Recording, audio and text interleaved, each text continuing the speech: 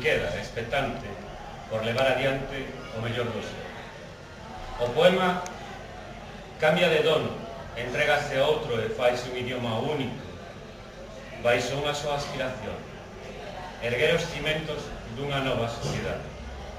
Unha poesía preto do coñecemento para dilucidar as certezas, ás veces unha reintegración da orden clásica, outras vaise entre a anécdota descomposta para mudar nun entorno trágico.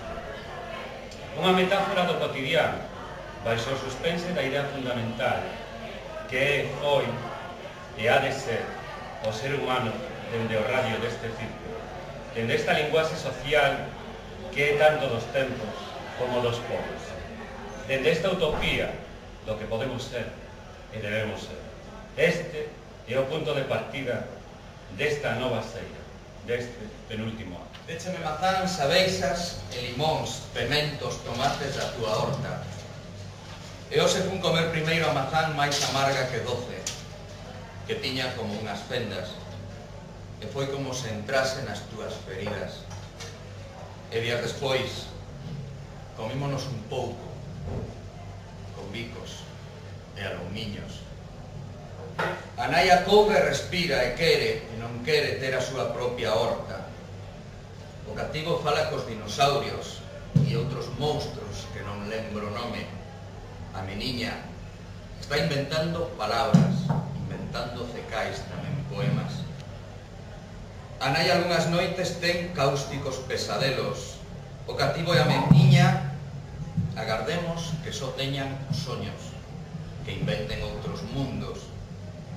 Os fillos nos columpios van cada vez máis alto. E a nai, no seu interior, sente as chiribitas. Baixo vento e poalla, os 4 collidos da man, cruzamos a maldita ponte. Pero na illa había unha barreira, e nos baixamos o areal a xogar e coller caracolas para derrubar a maldita torre. Esta noite hai lúa chea, e cecais ela e as caracolas teñan algunha resposta ás túas preguntas, chiribita. O bonsai, dixécheme que eras como un bonsai, e non é porque che gosten moito as árbores grandes que si che gostan, e dixesas pequena, dixécheme que parte da túa vida foi como a dun bonsai, porque foi como si te podaran durante eses anos, pouco a pouco.